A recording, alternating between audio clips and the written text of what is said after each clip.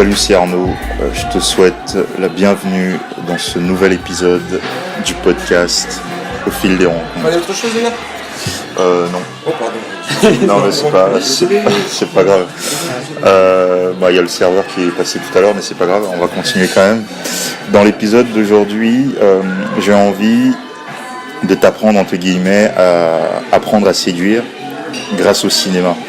Et pour ça, aujourd'hui, je suis avec Robin. Salut Robin. Salut. Comment ça va ? Ça va bien, ça va bien. Comment tu te sens là ? Là, je me sens bien. On a mangé un bon petit burger, donc. Ouais, donc je le rappelle, en fait, on est dans un café. C'est pour ça que tu as entendu en fait le serveur qui nous a demandé si on avait besoin d'autre chose. Donc il y aura peut-être pas mal de bruit autour, mais on va quand même essayer de faire cet épisode, puisque en fait Robin, lui, il a un blog qui parle de séduction. Mais ce que je trouve intéressant dans son approche, en fait, dans ses articles que j'ai lus, du moins que j'ai dû relire pour l'occasion, c'est qu'il essaye de mêler, en fait, il a une vision de la séduction à travers le cinéma. Et dans le cadre de cet épisode, justement, j'ai relu quelques articles qui, moi, m'ont intéressé. Et c'est de ça dont on va parler aujourd'hui, parce qu'il y a pas mal de choses intéressantes, pas mal de parallèles à faire entre les films justement qu'il cite et ce qu'on peut faire lorsqu'on aborde très régulièrement des filles dans la rue. Donc dans cet épisode, on va surtout parler de motivation en lien avec ton article 3 films pour booster la motivation. Ouais, c'est ça. Ouais. Que faire face à une excuse de fille ? Ça, c'est un truc très très courant, notamment quand il s'agit de proposer aux filles en fait de venir en rendez-vous, parce que parfois elles sortent des excuses, donc ça aussi on va en parler. Et enfin, on va aussi parler un peu de développement personnel. Donc ça, ce sera le dernier point de cet épisode. Donc pour commencer, concernant les films pour booster la motivation, alors sur ton blog, t'en donnes 3. Ouais. Interstellar, Gladiator et La La Land.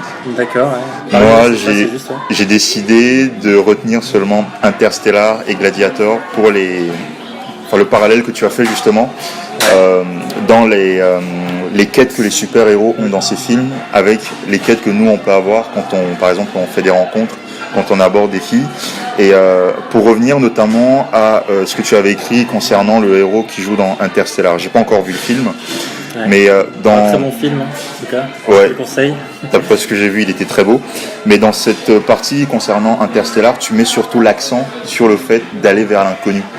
Est-ce que tu peux nous en parler ? En fait, si tu veux, déjà globalement dans cet article, l'idée c'était de prendre des films, de prendre des films qui sont pas forcément liés directement à la séduction, ou du moins de façon explicite.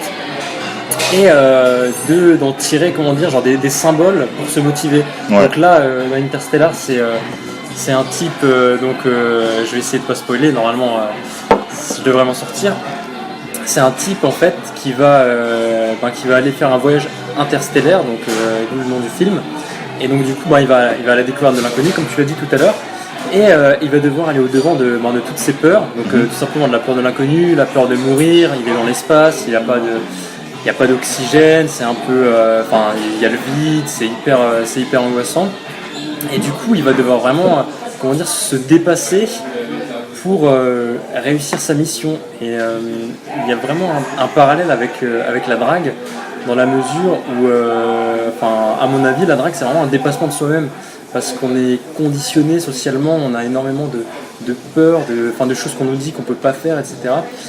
Et en allant voir une fille, on va au-devant de l'inconnu, ouais.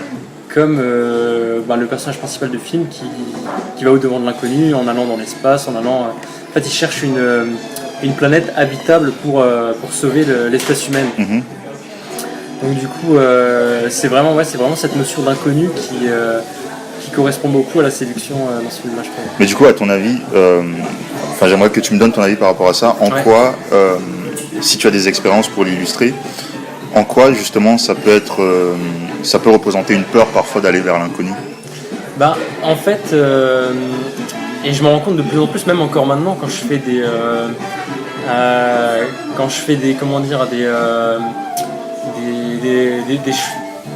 je vais faire un peu mes mots. quand je prends des initiatives pour aller parler à des filles dans des situations inhabituelles. Bah, tout à l'heure, par exemple, tu peux parler de ce qui s'est passé tout à l'heure. Ouais, d'ailleurs, tout à l'heure, vous n'avez pas pu le voir vu que vous n'étiez pas avec nous. Je suis allé aborder une fille qui venait de finir de manger et c'était juste à la porte de sortie du restaurant où on est. J'avais jamais fait ça avant, j'avais jamais fait ça dans un restaurant, en plus il y avait ses copines à côté, etc. Et du coup, en fait, en y allant, je suis allé au devant de mes peurs parce que je sais pas comment ça va se passer en fait quand j'y vais. Et du coup, je sais pas comment dire ce que je vais pouvoir faire pour que ça se passe bien.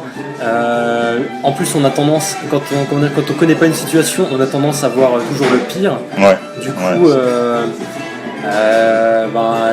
j'ai eu des pensées négatives. Je me suis dit si jamais elle me rejette, si jamais ses copines commencent à me regarder bizarrement, qu'est-ce que je vais faire? Et en fait, chaque fois qu'on va au devant de sa peur et qu'on va regarder en fait comment c'est l'inconnu qu'on connaît pas,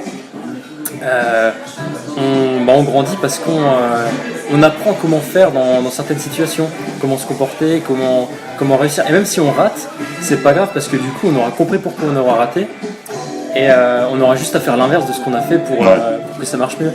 Et du coup dans le film, si on veut faire une comparaison, le personnage principal il a jamais quitté la Terre. Il est jamais allé dans l'espace. Quand on le voit partir dans le film. Et du coup, en partant, il va devoir s'adapter, il va découvrir des situations qu'il ne connaît pas, comme en séduction quand on Mais du coup, juste pour conclure avec cette fille que tu as approchée avant qu'on commence à discuter dans le podcast, en fait, tu peux juste me dire, et on va clôturer là-dessus, comment tu t'es senti avant, pendant et après l'avoir fait? En fait, avant, j'avais une légère pression, mais en ce moment, j'essaie d'être pas mal dans la détente, dans le lâcher prise, j'essaie de cultiver un état où je vais parler aux filles sans me mettre un coup de pression, où j'essaie de, quand l'idée me vient d'aborder la fille, au lieu d'avoir le réflexe primaire qui est de stresser, je me relâche et je me dis, de toute façon c'est pas grand chose, tu fais ce que tu as à faire et puis que ça se passe mal ou que ça se passe bien, tu auras fait ce que tu avais à faire. Et du coup là ça va, je me suis quand même pas mal relâché, mais c'était un peu paradoxal parce que d'un côté j'étais très détendu, mais j'avais aussi une légère pression parce que je connaissais pas, c'était l'inconnu. Cool. Et le deuxième film que moi j'ai retenu justement pour en revenir à l'article que tu as rédigé sur ton blog concernant les films pour booster sa motivation, le deuxième c'est Gladiator. Moi ce que j'ai retenu de cet article principalement, l'idée c'est de se battre pour atteindre ses objectifs et surtout de faire preuve de détermination sans jamais abandonner. Ce que je trouve intéressant dans ce que tu as écrit dans cet article, c'est que c'est cette notion de faire preuve de détermination sans jamais abandonner. Pourquoi ? Parce que avec le temps en fait, et avec l'expérience aussi en abordant très souvent les filles, ce que j'ai remarqué c'est qu'en fait le pire échec c'est d'abandonner en fait. Alors contrairement aux petits échecs ponctuels que l'on peut vivre, que l'on peut avoir, parce que ces petits échecs là finalement c'est ceux qui vont nous permettre de progresser et de devenir meilleur en quelque sorte, tu vois. Et du coup, moi, ce que j'aimerais savoir par rapport à ce que je viens de te dire là, concernant le fait de se battre jusqu'au bout, quel parallèle tu fais entre ce que le héros du film, ce que toi tu as vu avec le héros du film dans le film, et ce que toi tu peux vivre, par exemple, lorsque tu fais des rencontres dans la rue, en fait, ou dans un autre contexte. Ce film, il est, il est vraiment... je dirais que j'ai limite des émotions qui sont vraiment rattachées à ce film. Une sorte de... j'ai vraiment des souvenirs en rapport avec ce film. C'est un film vraiment qui m'est cher parce que il m'a vraiment servi à me motiver à un moment de ma vie en fait. C'était je crois que c'était au début de l'année dernière. J'avais pas du tout l'habitude d'aborder des inconnus et j'ai pensé à ce film. Je me suis dit c'est un mec qui est dans une arène, qui fait des combats pour survivre, donc il vit des trucs vraiment durs et il lâche rien, il fait tout pour s'en sortir. Du coup j'ai commencé à le regarder pour me motiver. Et en fait, ce qui est marrant, c'est que je l'ai regardé en plusieurs fois. Et le lendemain du jour où j'ai regardé la première partie du film, je me suis retrouvé à la BNU, donc enfin la plus grande bibliothèque de Strasbourg, qui est notamment la bibliothèque où il y a les plus belles filles de la ville. Je suis d'accord avec toi. Et je me retrouve en face d'une fille absolument incroyable à la bibliothèque. Et je commence à me dire, cette fille elle est vraiment super belle, elle est magnifique. Je commence même à me dire, non mais attends, elle est trop belle pour toi, etc. Donc des trucs du style aussi, j'ai jamais fait ça en bibliothèque. Comment je vais m'y prendre, il y a tout le monde qui chuchote, les gens qui veulent parler chuchotent, quand ils parlent, parce qu'il y a quasiment personne qui parle. En plus elle avait ses boules qui et donc du coup je me triturais un peu la tête et tout, et puis j'avais des pensées vachement négatives parce que en vrai c'est à toi de décider si tu mérites une fille ou pas, quoi. Exact, je suis d'accord avec toi là-dessus. Au bout d'un mois j'ai pris mon courage à deux mains, et en fait c'est en pensant au film que je me suis motivé. Bon après elle avait enlevé ses boules qui aussi, ça a un peu aidé, quoi. Je me suis dit, tu as commencé ce film hier et tu vas le continuer ce soir. Et comment est-ce que tu vas te sentir si tu regardes la suite de ce film où il y a un mec qui est vraiment en train pardonne-moi l'expression, qui est vraiment en train d'en chier beaucoup plus que toi, et que toi tu fais même pas l'effort d'aller aborder une fille alors que c'est rien par rapport à ce que le gars il vit dans le film. Et du coup j'ai pris mon courage à deux mains, je me suis levé avant de partir et je lui ai dit excuse-moi, là je vais y aller, mais je me suis dit qu'on pourrait peut-être aller boire un verre à l'occasion. Et à la base j'étais parti dans l'optique de prendre mon râteau et puis de partir, quoi. Et ça m'a vachement surpris parce que la fille m'a dit ça marche, y a pas de souci. Et d'un coup j'ai pris son numéro, et en plus ça faisait comme dans un film, parce que quand je suis parti je me suis rendu compte que j'avais oublié de lui dire mon prénom, et je me suis retourné et j'ai fait en fait moi c'est Robin. Et moi je suis parti genre un peu la James Bond, tu vois. Et j'ai senti vraiment une bouffée d'adrénaline, hyper agréable, je suis sorti super bien. Et du coup j'ai vraiment réussi à utiliser ce film en fait pour aborder. Bon après la fille m'a pas répondu finalement, mais on n'a rien sans rien, elle aurait très bien pu répondre, donc c'était le premier effort à faire, et j'ai réussi à le faire, quoi.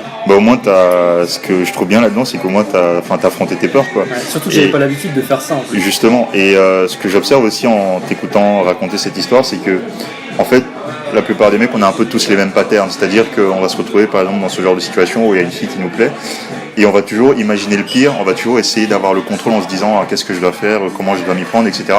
Alors qu'en fin de compte, c'est des choses sur lesquelles on n'a absolument aucun contrôle, en fait, tu vois. La seule chose à faire, c'est d'y aller et voir comment ça se passe sur le tas, quoi. C'est pour ça que je trouve ça cool. Et le deuxième truc dont je voulais te parler par rapport à ça, c'est que je trouve ça intéressant parce que moi, je pense pas être capable de faire ça, c'est-à-dire de t'inspirer de certaines scènes dans certains films pour essayer de trouver de la motivation, justement, pour appliquer ça quand tu fais des rencontres, quoi. C'est pour ça que je trouve ça intéressant et je voulais te parler de cet article. Pour continuer sur les articles que tu as rédigés, là pour le coup, un truc à dire encore sur Gladiator à ajouter, parce qu'il y a un truc vraiment qui est fort dans le film, et qui est très récurrent dans la séduction. Enfin, c'est dans la structure même du film, dans la structure de l'histoire. C'est que en fait le héros très vite au début il va se retrouver vraiment au plus bas, quoi. Genre il est traité comme un esclave, il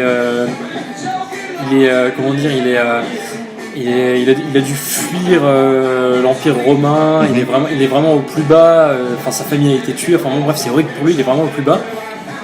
Et au final, à la fin du film, il arrive à retourner la situation et à se venger, à obtenir vraiment ce qu'il veut. Et je trouve que ça revient souvent en séduction. Des fois on a eu des échecs, on est au plus bas, c'est limite, t'es chez toi, t'as presque envie de pleurer, tu te sens super mal et tout. Je suis entièrement d'accord, j'ai vécu ça aussi. Et juste rien que le fait de continuer sans trop se poser de questions, et au bout d'un moment ça va inverser la tendance, et tu vas pouvoir te retrouver à être au plus haut, quoi. Effectivement, à tel point que tu te dis limite, mais comment est-ce que j'ai fait pour en arriver là, alors qu'il y a 2 mois j'étais presque désespéré, quoi. Mais pour continuer là-dessus, en fait c'est c'est un truc qu'on vit forcément quand on fait des rencontres, c'est-à-dire qu'on passe forcément par des montagnes russes. Il y a des hauts, il y a des bas, et l'idée c'est de réussir à gérer ces moments-là, en fait, tu vois, sans forcément se laisser affecter. Enfin, j'avais déjà fait un épisode dessus qui s'appelait justement Baisse de Mojo, où je racontais qu'à une période où je me sentais pas forcément bien, et puis j'ai réussi à rebondir, quoi. Et je pense que l'idée, enfin, c'est exactement ce que tu dis. L'idée, c'est de continuer à se battre jusqu'au bout, en faisant preuve de détermination, sans jamais abandonner, quoi.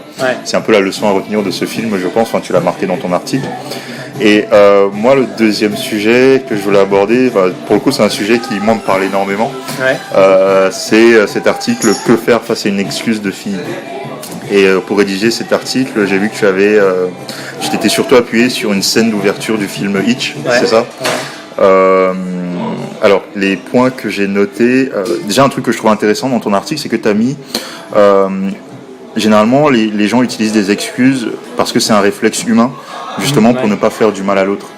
Moi, j'aimerais que tu me donnes ton avis là-dessus, ou je peux commencer par te donner le mien, mais en fait... Vas-y. Moi, dans ce genre de situation, et je vais te raconter des anecdotes par rapport à ça aussi, c'est que moi je trouve en fait que même si l'idée même si c'est un réflexe humain, je suis d'accord, et même si l'idée c'est de pas faire du mal à son prochain, je trouve que parfois les gens ils ont tendance à exagérer, tu vois, en particulier les filles, parce que du coup, selon moi, parfois ça peut relever un peu d'un manque de franchise aussi, tu vois, parce que du coup, toi t'es intéressé par une fille. Admettons le cas classique, c'est-à-dire que tu vas aborder une fille, elle va te donner son numéro parce que peut-être sur le moment elle sera enthousiaste et tout, et derrière elle te répond pas, ou même si elle répond, justement, puisqu'on va en parler là concrètement, quand tu essayes de passer aux choses sérieuses, genre inviter la fille en rendez-vous, c'est un peu, elle est un peu ambiguë, elle est un peu évasive, et du coup tu sais pas vraiment si elle est intéressée. Et du coup, pour rebondir par rapport à ça, toi tu as catégorisé en fait les excuses en deux types de fausses excuses. Donc il y a si je me souviens bien, il y a l'implicite et la semi-implicite. D'ailleurs, ça me faisait assez rire en écrivant, quoi. Mais donc faut que je me remémore un peu ce que j'écris, mais si je me souviens bien, dans l'implicite, c'est Enfin, moi j'ai pris des notes, je peux te dire, sur l'implicite, tu as dit que ça correspondait en fait à la fille va te faire croire à un événement imprévu ou inentendu qui, entre guillemets, empêche la rencontre. Quoi. Ça arrive très très souvent, et c'est très frustrant. Et au début, enfin moi je me souviens qu'au début, la première fille avec qui j'essayais d'avoir un rendez-vous, je savais pas du tout qu'il y avait des excuses de filles ou quoi. Du coup je prenais tout au pied de la lettre. Et j'ai dû avoir genre 3-4 semaines avant de réussir à avoir un rendez-vous avec elle. À chaque fois elle me disait ouais non mais ce jour-là j'ai trop de travail, ou ouais en fait là je dois voir un pote, etc. Et en fait à chaque fois du coup ça décalait à la semaine d'après, alors qu'en fait tout simplement, enfin on s'en rend compte je pense que tu apprends sur le terrain en fait. Mais même en t'analysant, en analysant toi tes réactions ou ce que tu ressens, tu comprends que toi par exemple si tu étais dans la situation de la fille et qu'il y avait un garçon qui te proposait un rendez-vous et qui te plaisait vraiment, même si tu as un empêchement, tu essaies quand même de trouver une solution. Tu lui dis ouais mais dans 2 jours j'ai un moment de libre, ou alors ouais mais tel horaire, etc. Et en fait juste en comprenant ça tu tu te rends compte qu'il y a beaucoup de filles qui, pour pas te vexer, qui te disent ouais non en fait j'ai ça parce que des fois en plus il y a des mecs qui peuvent être pas forcément violents, mais genre il y a des mecs qui s'énervent carrément, qui insultent quand la fille leur dit ouais en fait tu me plais pas. Et en fait c'est humain quoi. Ouais, ça aussi c'est un truc dont j'ai parlé j'avais fait un épisode à propos des faux numéros, un truc comme ça, et justement c'est un truc dont je parlais, c'est-à-dire que je pense aussi c'est une des raisons pour lesquelles les filles elles se comportent comme ça, c'est aussi un moyen de se protéger. Mais du coup le problème c'est que après c'est pas de leur faute, tu vois, c'est des êtres humains comme nous, elles se protègent. Le problème c'est que en fait, j'ai l'impression que nous, par exemple, on subit on fait les frais des actions des autres mecs qui ont été un peu désagréables avec ces filles-là, tu vois. Alors que ça aurait été plus simple pour la fille, par exemple, d'être franche et sincère. Par exemple, ça me fait penser à une situation. J'ai abordé une fille récemment à Strasbourg, une fille super jolie, une brune, place Kléber. Et l'interaction se passait bien, tu vois. Je me disais, elle est intéressée, ce sera facile de se revoir ou d'échanger de numéros. Et à un moment, je lui ai dit, ça me plairait bien qu'on se revoie parce que tu m'as l'air d'être une fille intéressante. Et elle m'a dit non, qu'elle cherchait rien en ce moment et qu'elle avait pas envie, en fait, que ça servait à rien, même qu'elle me donne son numéro, parce que de toute façon, elle allait pas répondre, tu vois. Et sur le moment, en fait, je me suis senti tellement, j'étais content en fait qu'elle me dise ça parce que du coup, ça m'a rendu service, tu vois.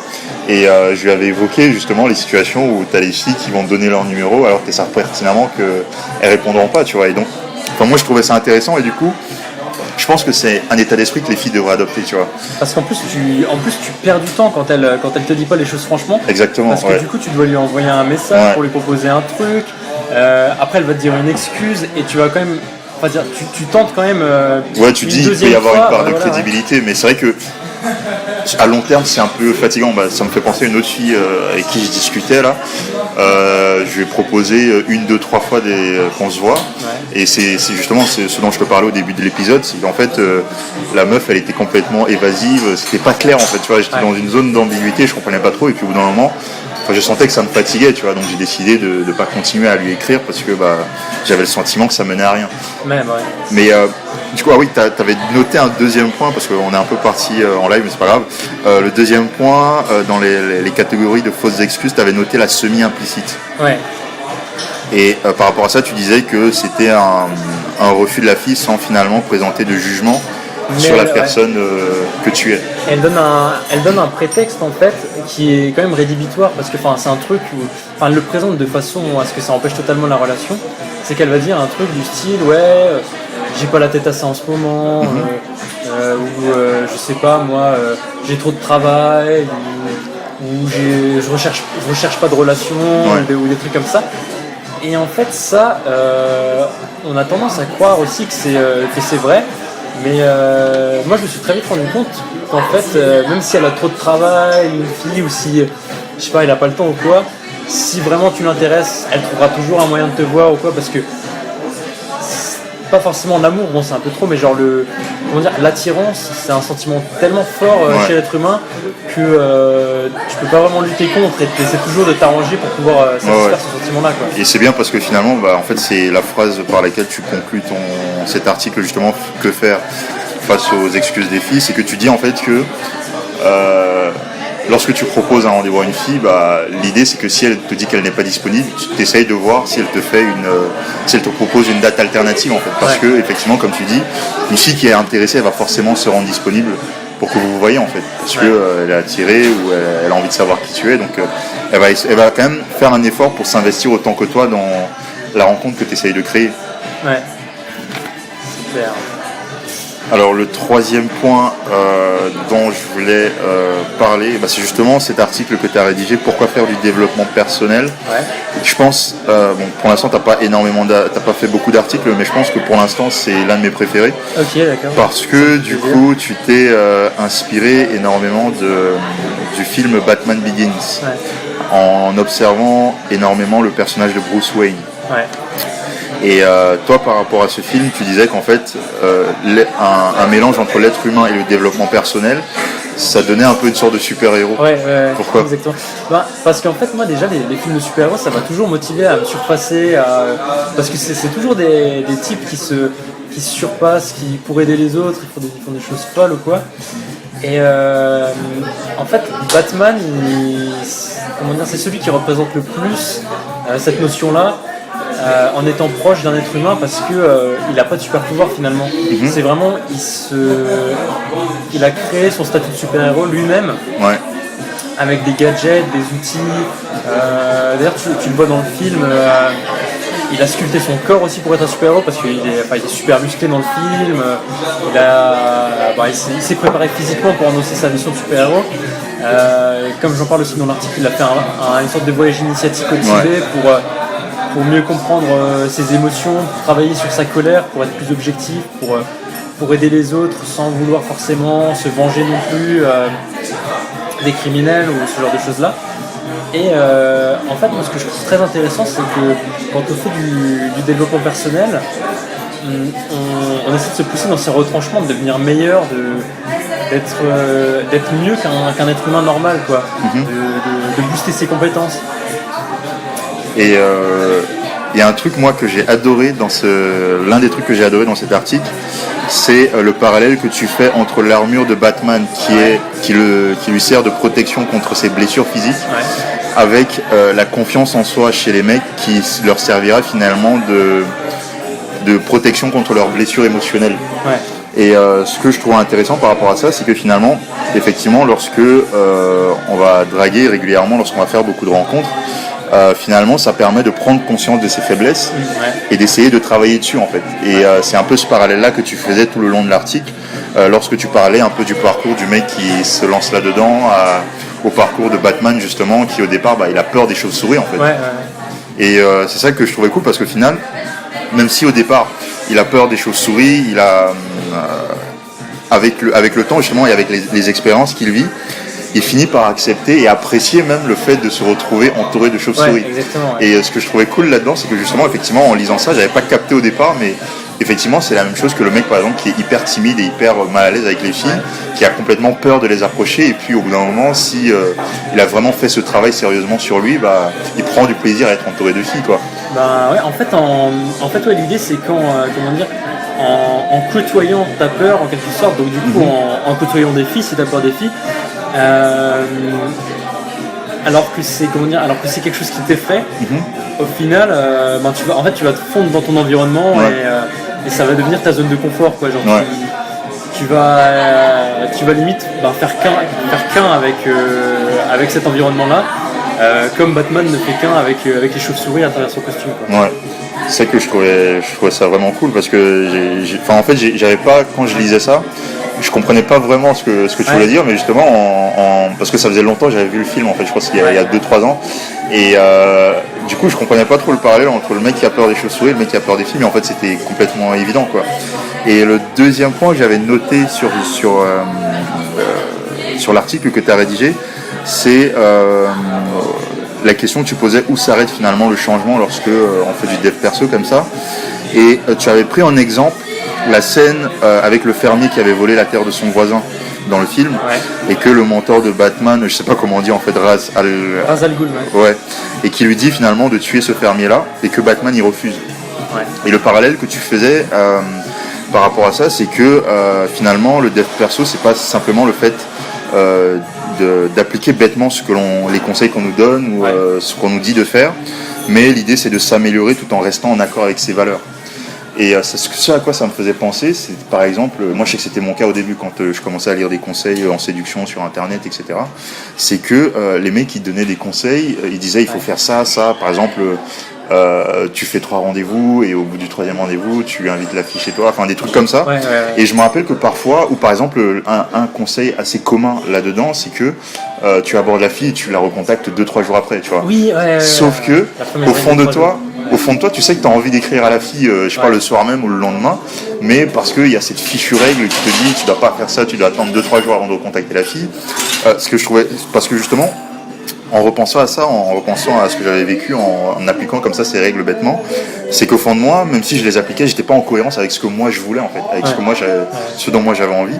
Et c'est pour ça que je trouvais cool ce point que tu avais souligné par rapport au fait de suivre des conseils comme ça et pas juste pas les appliquer bêtement, mais essayer aussi de rester en cohérence avec ses envies, ses valeurs, etc. Je sais pas si toi tu as d'autres trucs à rajouter par rapport à ça. En fait, ce que j'ai aussi essayé de dire dans cet article, c'est qu'il y a beaucoup de gens qui, quand tu parles de développement personnel, ils sont là, ça leur fait un peu peur, ou alors ils sont beaucoup dans le jugement, ils vont te dire sois naturel, sois toi-même, alors que justement faire du développement personnel, c'est une façon d'assumer qui tu es, de comprendre qui tu es, et de à la fois d'être toi-même, mais même beaucoup plus que ça, d'être la personne que tu veux être, en fait. Tu tends vers un idéal, effectivement. Mais je pense en fait il y a un énorme tabou autour de ça, le fait de faire du dev perso, le fait d'apprendre de la séduction, le fait de... En fait tous ces trucs qui, entre guillemets, pourraient paraître normal, mais sauf qu'en fait il y a plein de gens qui galèrent dessus et il y a plein de gens qui s'intéressent à ça, mais... oui, on va laisser Rose, elle veut débarrasser. Est-ce qu'on doit te donner autre chose? Débarrasser autre chose?